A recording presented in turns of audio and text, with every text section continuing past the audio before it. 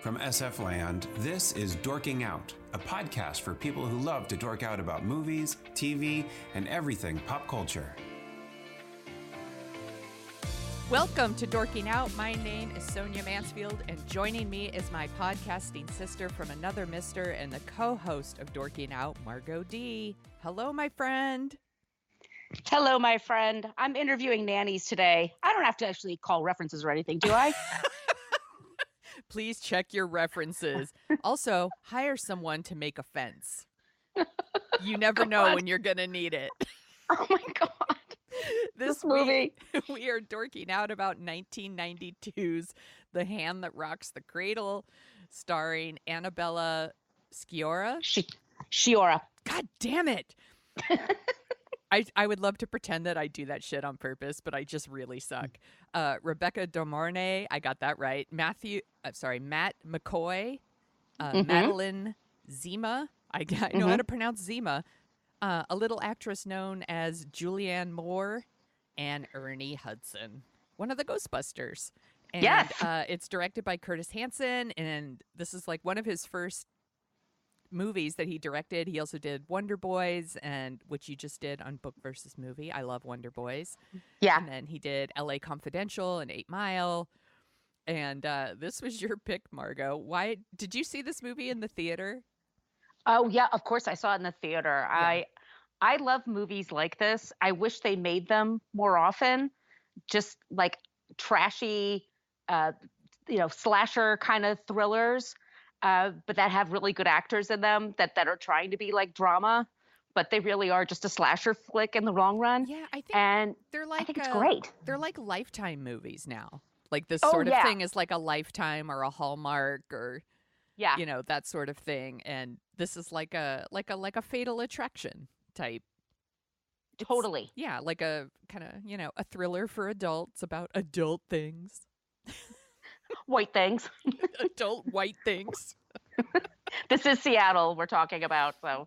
Oh my gosh. So if you guys don't know what this movie is, you should watch it because it's actually really entertaining. And I don't even know where to start. I mean, the movie opens with this amazing house porn, basically. Yes. Like the camera's like slowly moving through this beautiful, like cute house in Washington.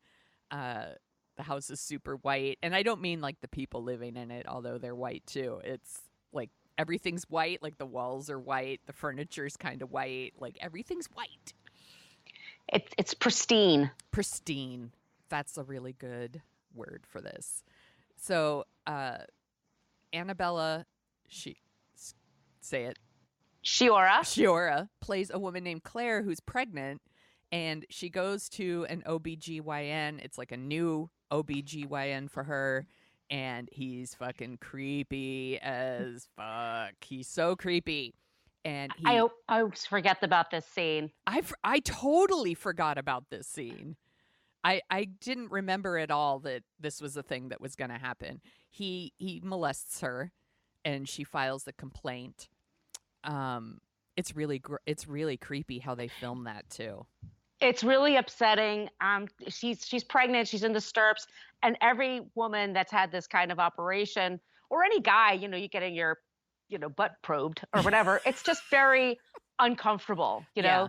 It's an adult moment. You're like, you feel very vulnerable, and so that kind of trust in that other person is really essential.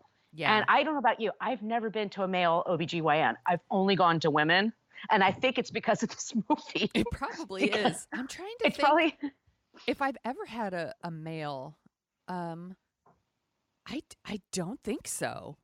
Yeah, my GP is a male, but and my eye doctor, but no, I've never had an OBGYN. And there's one scene where he's inspecting her, and he takes his rubber gloves off. He pretends to put them on, so that she can see, and then he takes them off. Yeah, and she can see that, or she hears it. Yeah, and then he. Yeah. And then he gives her exam and with his bare hands because he gets off on it. It's really, really creepy, and like most women's like worst nightmare. It's like a total nightmare. Yeah, it's so gross. So she leaves, and of course she's like very afraid and she's very upset, and she files a complaint because she doesn't want it to happen to someone else. And then 4 other women come forward. Yeah. And this all happens like really fast. It's like the Me Too movement, if you guys think about it. Like Yeah. that's what happens in Seattle. I mean, and they show Claire's picture, by the way, on TV. I'm like, are you supposed to be doing that? She's a victim of a sex crime. Yeah. No. I wrote that in my notes. I'm like, I'm not sure they'd show your face and like your name and like, I mean, they pretty much give her address. I think her address too. Yeah. On Yakima Avenue, this woman was molested by a guy that she paid. And she's married to like the most understanding guy in the world. Like he's like a super, he's really empathetic. He listens to her, but he says, look, we have to go because they're going to do this to somebody else. Yeah. And so she very bravely, and then it turns out the guy is a total fucking creep. Yes. Sonia and I host a podcast called What a Creep, if you ever want to check that out. We could do an episode about him. Yeah.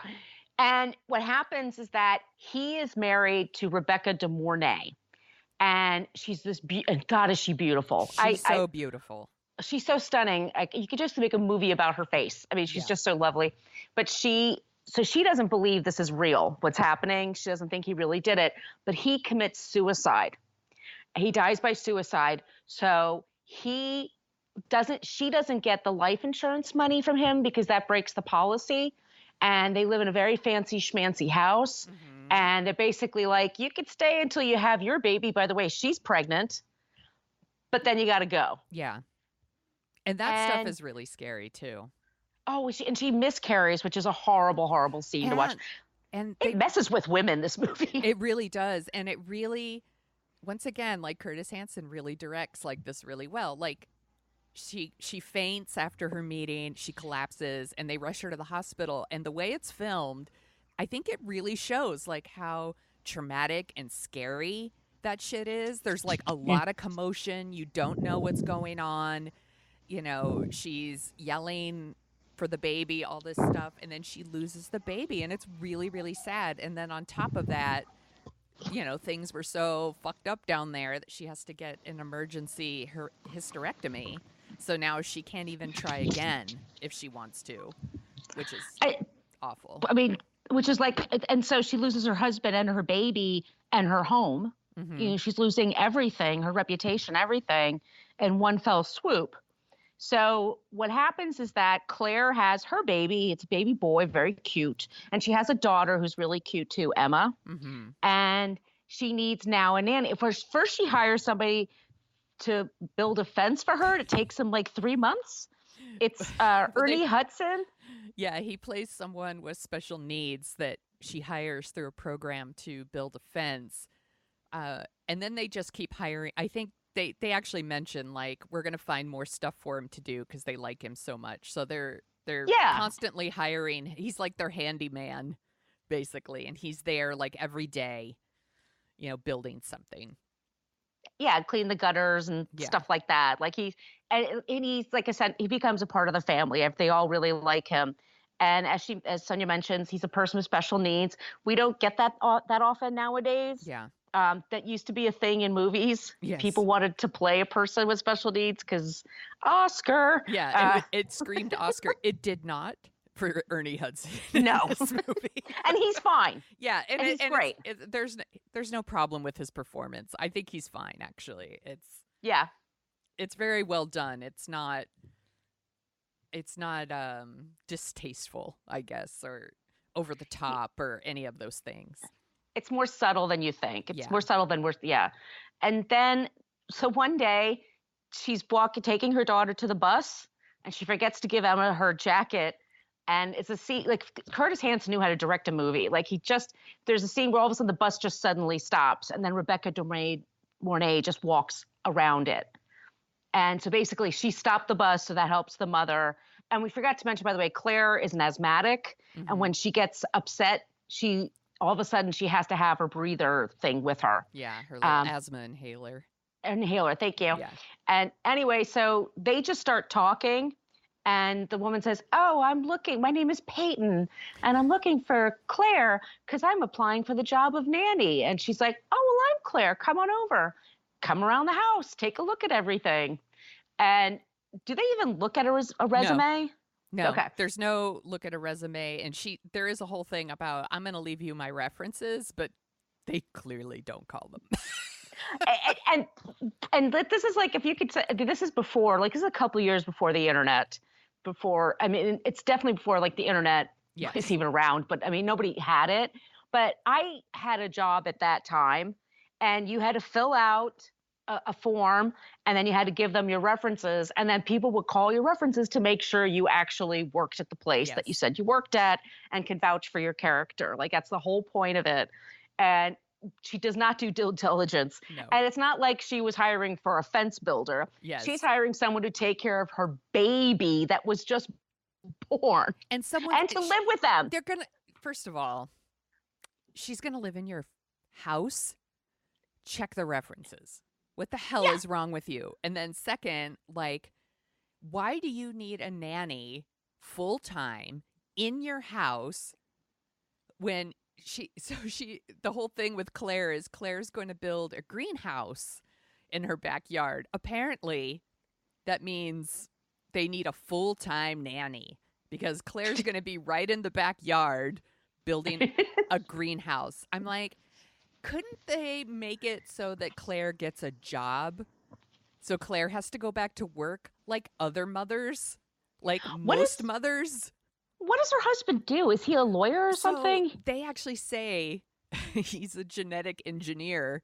And I wrote in my notes, too bad he can't engineer himself some charisma, because that dude, poor thing. the poor actor, it's not that he's terrible. He's not. And he played Lloyd Braun on Seinfeld, by the way. Lloyd Braun. There's nothing wrong with him. He's fine. It's just he's so nothing. He's like Jell-O. He's very sappy. He takes up space in the movie and reads the lines, but like he doesn't bring like a lot of personality. No, they don't give him much to do. He's just the generic nice guy husband. Yes. And apparently he makes a lot of money because they could get a full-time nanny so that Claire can do yard work. This house is ginormous. Yes. And they get a nanny that's hot, like Rebecca De Mornay. And I remember Julianne Moore in the movie. She's like, "You'd never get a woman that good." I'm like, "That's right, girl. You do not get Julianne a hot Moore nanny." Is the smartest person in this movie. She's all the brains. She has to think everything for everybody, and they don't give her enough to do. She should be in way more scenes. Yeah. I think she's like, they just didn't know what they had, I think. But it's very 90s. She has a little 90s power bob and her power suit. Mm-hmm.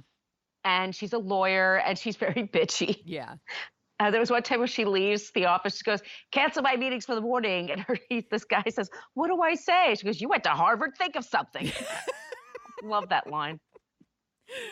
I wish she had been in the movie more because she is really smart. And I will say, like, Peyton, the crazy Peyton, she's actually really smart too. Oh, yeah. She is really good at manipulating this family, of like planting the seeds so that they kind of get to where she needs them to be.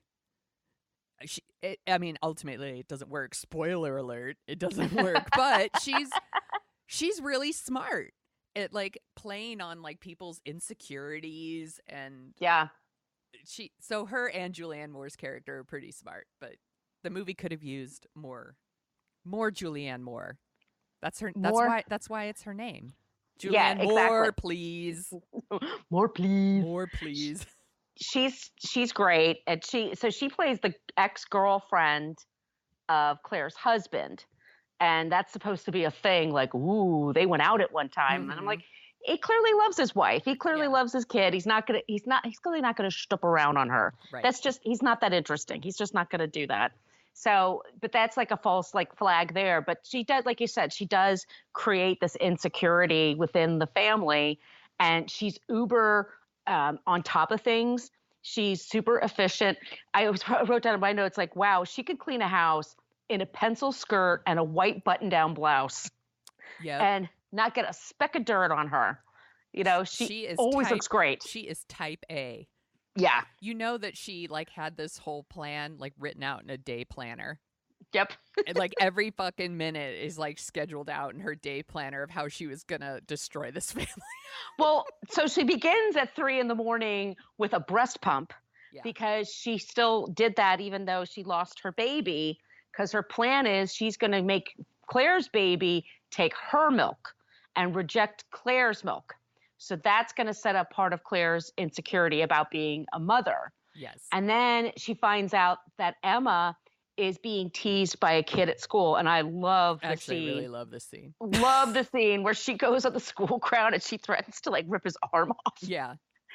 It's great. Actually, more people should do that to bullies. Fuck those kids. Yeah. Yeah, fuck them, because they turn into assholes if you don't intervene, excuse me. And then she flirts with the husband, but that's really not going to go anywhere. And then she, there's one great scene where she's in the bathroom and she has the plunger and she locks herself in the stall and just has a fucking meltdown. Yeah. And bashing all around. It's great. Yeah. Like she's acting her ass off She here. really is. There's one of the little smart things that she does. So there's, of course, this like gratuitous shot of Claire like in her underwear and like a sheer robe getting ready to go out on a double date with her husband. And she totally does not have the I just had a baby body, by the way. It's right. Like, I'm like, whatever. I'm like, this is taking me out of the movie. But she's like, oh, I'm going to wear this red dress. It makes me feel really sexy, blah, blah, blah. And she like turns her back. And then Claire like Peyton puts a stain on the dress. The perfume. Yeah. So it's just like another little thing she does that like fucks with Claire. And then Claire's like has to wear her like frumpy flower dress. Yes. She didn't have one other dress she could bring. Yeah. Every woman has a black dress. Right. I was like, she only has one sexy dress. The rest of them are like, I'm wearing this to the PTA. Yeah. So she's wearing her like flowery. It's like an Easter outfit. Excuse me. It's like a little, like she needs a bonnet. And to go to church. I would love it if she came down in the Easter dress and the bonnet and like little white gloves. Okay, I'm ready to go out now. I feel so sexy. I'm just like my daughter. It's just like one of those little things that she does that fucks with her. It's great. And so Claire, it's ratcheting up, the baby's rejecting the mother's milk and the daughter's having more fun with Peyton because Peyton's really cool and beats up bullies.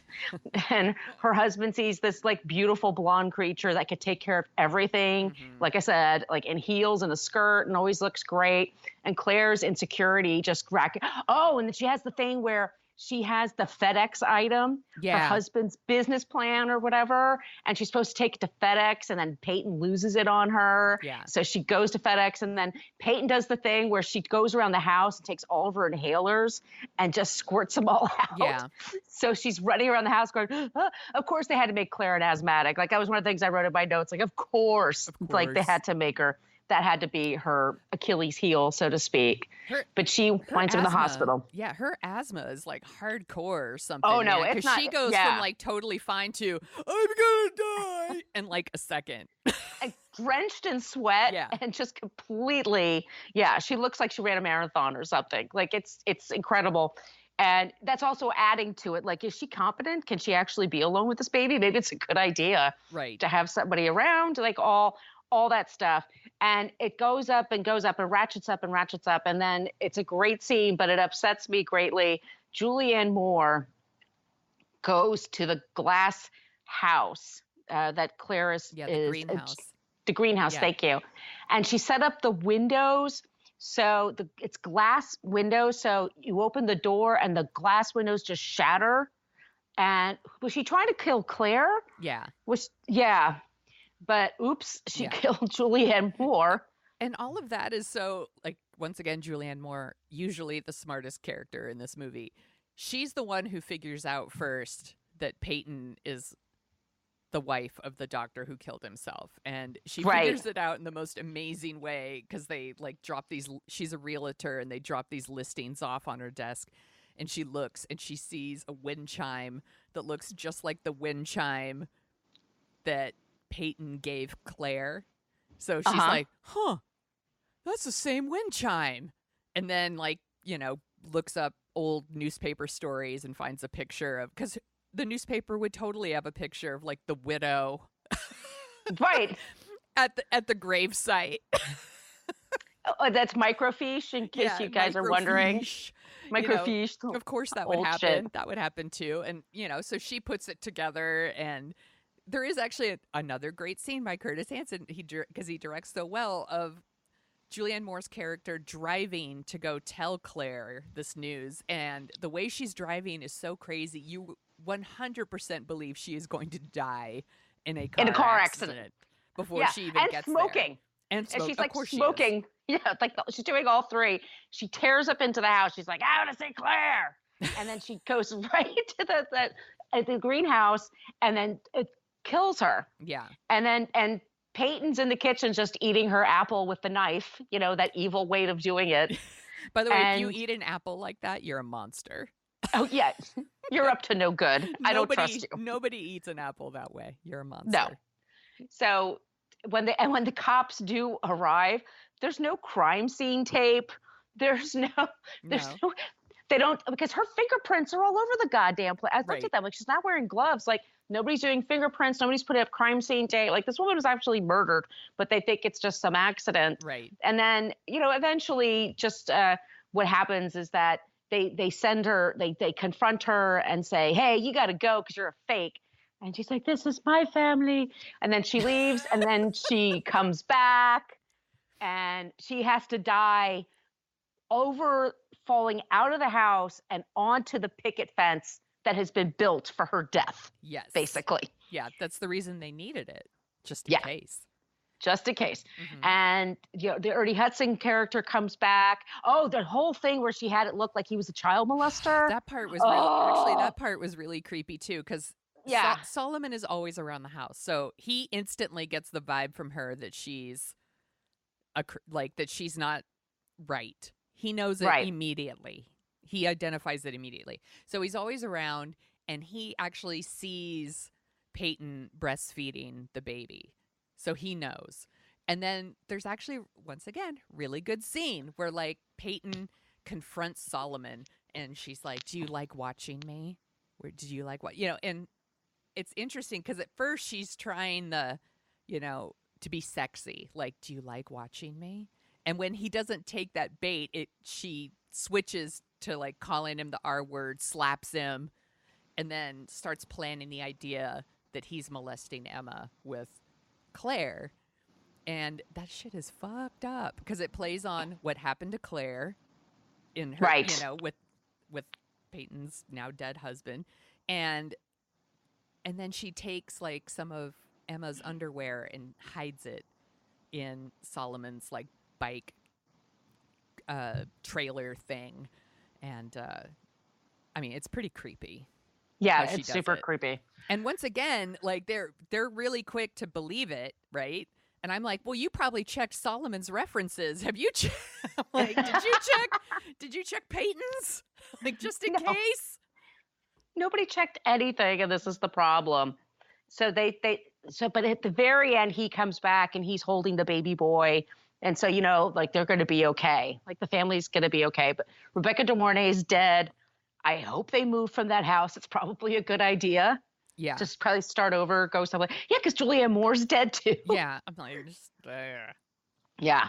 Yeah. There's also a crazy scene where they're planning a surprise party for Claire. Oh my God, that surprise party. I forgot about it. And then, so Claire shows up for the surprise party, and she doesn't know it's a surprise party. And she just starts, like, accusing her husband of cheating on her with the Julianne Moore character. And she's like, you're fucking Marlene, blah, blah, blah, blah, blah. And he's like, there's people in the other room, like, you know, and then the camera pans over, and it's like all these people, like, holding a cake, and I'm like, worst birthday party ever. Awkward. But there's so many moments like that you feel bad for Claire, because you're like, oh my God, because we've all been stupid, but not in front of, like, that many people. I would have been like, are we still gonna eat the cake? Are you gonna drink that? I'm still gonna drink that. Happy divorce. Yay. Let's have some cake. Worst party ever. Or best party ever if you're one of the guests. No, I Oh, think it'd be great. oh my God, I would talk about You're that you're shit gonna die forever.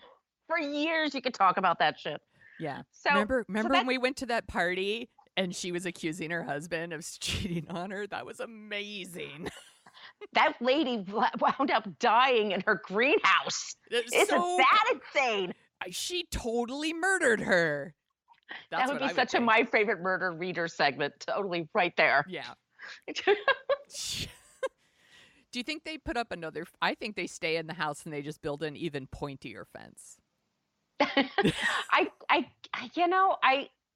If I were them, I'd move. I would want to start all over someplace else because the neighbors are going to talk about that shit. Yeah. I mean, that's some crazy juju going know. on there. I don't know. She already did all that work on the greenhouse, Margo. Like the skeleton of the greenhouse is there. She just has to replace some glass. It's fine. They clean the blood out. They'll It's okay. clean it. It'll be fine. And you get an even pointier fence. And maybe you check references because I know you're going to hire a nanny again. How messed up is Emma going to be? So messed up. Emma has trust issues to this day that are just off the chain. Like she just doesn't know what's real and what isn't real and who she can trust. She's going to grow Poor up to be thing. a nanny and she's going to fuck with some other family. They should make another movie, like Hand That Rocks the Cradle 2, TOO. Oh, yes. I would totally watch the shit out of that. Yeah, I have to say, it's a super enjoyable movie. It's really watchable. I'm never bored. It's super watchable. Yeah. There's all kinds where you're like, oh shit, like the whole time. The whole time. And I forgot things. I forgot all about that birthday scene. Mhm. I forgot about the scene where Rebecca De Mornay slaps him across the face and calls him the R word. Yeah. And the thing with the kid is great when she takes his arm and she says, you never touch her again. Yeah. It's great. It's all of it. Annabella Sciorra, like almost dying from the asthma everywhere. Julianne Moore. Yeah. 90s Julianne Moore. Awesome. That's when, I mean, Julianne Moore wasn't really a thing yet, but it's really fun to watch movies like that and see people in these smaller roles and how much, I don't know, how much they bring to those roles. I feel like when you see a movie like this now, I don't know, they don't really bring it and they should. It's a really, really entertaining movie. And I was fascinated. I did a little digging. I read the IMDb Did You Know stuff. And this movie was #1 at the box office for 4 weeks. I was there. Yeah. I'm like, everybody saw it. That shit doesn't happen anymore. Movies are hardly ever like #1 for 4 weeks unless they're Star Wars or Marvel now. But like the idea that this like kind of adult thriller could be the #1 movie for 4 weeks is kind of interesting to me. Because it's just not the kind of movie they make anymore. What's funny is that when I read that too, is that Rebecca De Mornay, she really wanted to play Tinkerbell in Hook and she didn't get it. So she got this part instead. Like, this is the way better part. Tinkerbell sucks. Yeah, like, nobody talks about Hook. Nobody. It's terrible. Nobody cares about Tinkerbell anyway. I'm like, no, you picked the right part for you. She should work more. She should. Absolutely should work more. Do you remember she's in that Three Musketeers remake too? The one with like Kiefer Sutherland and God, that one. Yeah. We should I think it's on our list. We'll get to that one eventually. One other thing I saw in the Did You Know trivia. I love this one. So when Michael, that's the husband, I'm reading exactly what it says. When Michael investigates the noise in the kitchen, he finds Peyton picking up ice from the floor. Then she puts the dirty ice back in the ice storage compartment of the freezer. And then what I love is it says 0 people found this interesting. I'm like, I found it interesting. That's gross. That is gross, Peyton. She really is a monster. She's a total monster, but she's great. She will steal your family, and she puts dirty ice back in the freezer. Fuck her. And we miss you. Because she's super entertaining. Oh my God, this movie. It was such a good pick, Margo. And it's a good way to like ease us into like Scary Movie Month, I think. Something like this. This movie was a real trip. Yeah. It was a good Very one. 92. So 92. once again, I think when they make movies like this, people don't, because they made like, what's that one, like Unforgettable, or no, what was it called? There was one with like Katherine Hagel like last year that was like this. Do you remember? Oh God, no, sorry. Because they're this kind of thing, like, you know, you're trying to destroy my family, you're trying to wreck my marriage, you know, these kind of movies, but they don't really make money. But I think people watch them when they come on TV or they play on like Netflix or. What was the one with Beyonce and Idris Elba? She's like, "Bitch, get out of my house." I should watch that one. I've seen that. I remember that commercial. It was, "Bitch, get out of my house." Oh my gosh, it was so great. Now I'm just gonna go down a whole rabbit hole. It's funny. Friend of the pod, Adam Risky was talking about the movie Sleeping with the Enemy on Twitter. Like he went to see it and he's like interested in going down this like 90s thriller rabbit hole, and I was like, I think I might want to go with him on this journey. Like maybe next up we watch Single White Female. I would definitely want to talk about that one again because I mean I haven't seen it a long time, but that messed me up back in the day. That movie, there's some shit to talk about with that movie. Yeah. Which also came out in 92, by the way. It's on my list of movies of 92. Would you like to hear some other movies from 92? I would. Okay. So we have Single White Female. I remember really liking that one at the time, and I think there's a lot to talk about there. Did you see Boomerang with Eddie Murphy? Oh, is that Eddie Murphy? Yeah. That came out in 92. Yeah. Played at my theater. Had a Boys to Men song over the closing credits. That was End of the Road or whatever, I think, was from Boomerang. Couldn't get away from that song. Cool World.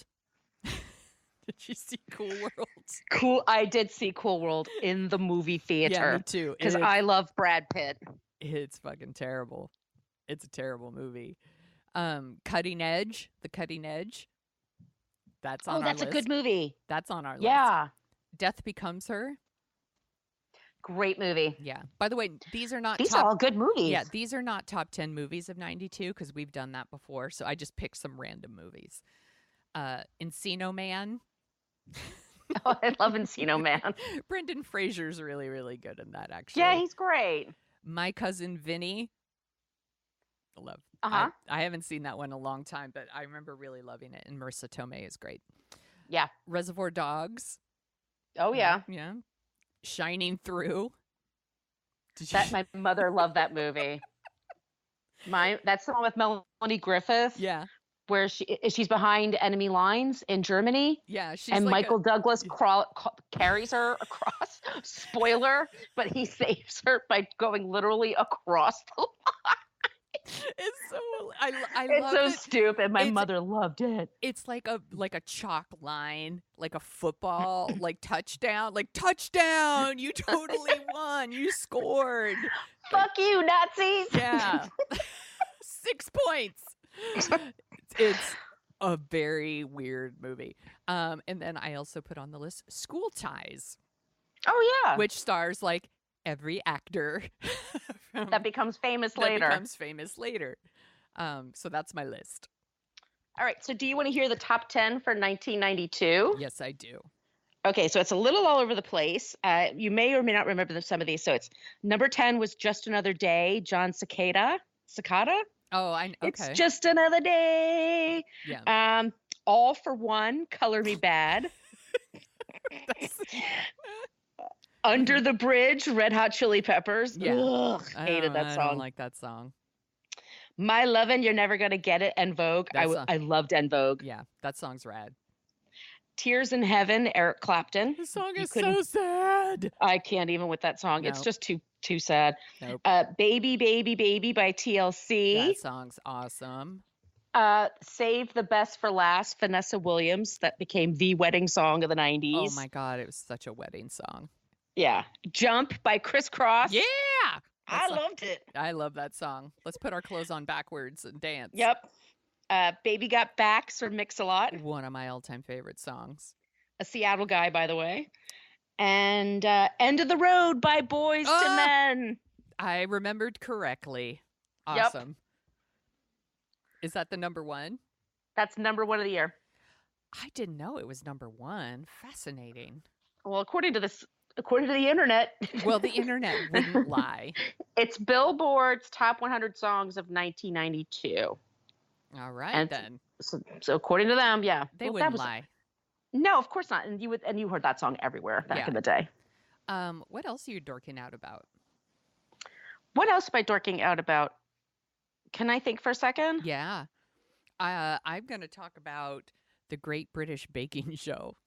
Oh, go for it. Because I fucking love the Great British Baking Show. And the new season has started, and they're actually doing something different this season. They didn't drop like all the episodes at once.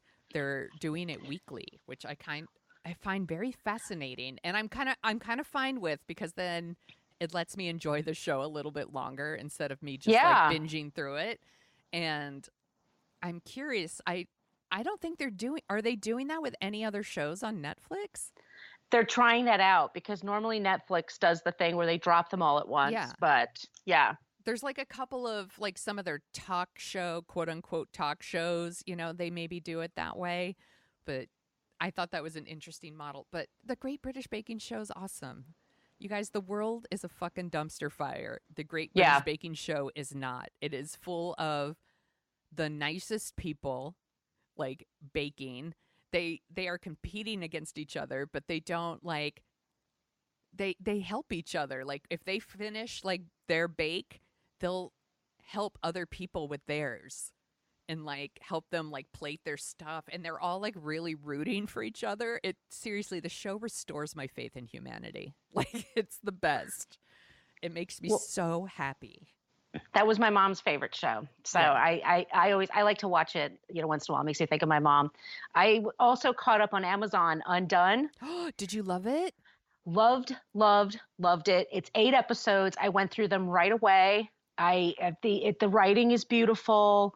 It's beautiful to look at. It's just a part of the world and people that I don't normally see on TV. Yeah. And I hope they do a second season.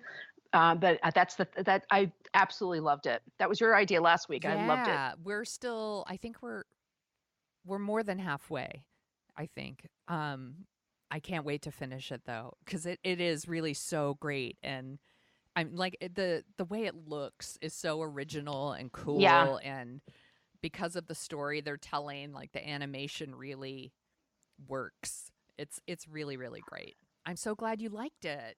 Oh, I loved it. I couldn't remember for a second though. I was like, I have to write this down when you say, what are you dorking out about? Yeah. And then I never have to look at my paper. If I don't write it down though, it completely leaves my brain. Yeah, I understand. I have a list. I have a list of shit. And I'm always writing things on my list. Always writing things on my list. I'm still watching Mindhunter. Jesus Christ, Sonia. And I'm still watching Unbelievable. Yeah. Which I think Unbelievable is really, really great. They're all really great. Yeah. It's not, I don't know. I guess Unbelievable is not what I thought it was going to be, but in the like a really great way. Like I think Toni Collette is really great. Weaver. I forget. Merritt Weaver. Yeah, she's really great. And I like that, it's about like the two of them working together on these cases. I like that it's 2 like female cops investigate. It's awesome. It's really, really great. So if you guys haven't watched that yet, you should start it. Margo, where can people find you on the internet? You can find me on social media at Brooklyn Fitchick. That's for Facebook, Twitter, and Instagram. And my blog is brooklynfitchick.com. And you can find me at thesoniashow.com and The Sonia Show on Twitter. And you can find Dorking Out at dorkingout.com and Dorking Out Show on Twitter and Facebook. And if you could leave us a review, if you listen on Apple Podcasts, leave us a review. That would be rad. I would be so happy. And you can find our show on all the podcasting platforms. This was super fun, Margo. Good pick. Aw, thank you. I thought we would have fun with it. And now, if you'll excuse me, I'm going to go check your references. Bitch, get out of my house!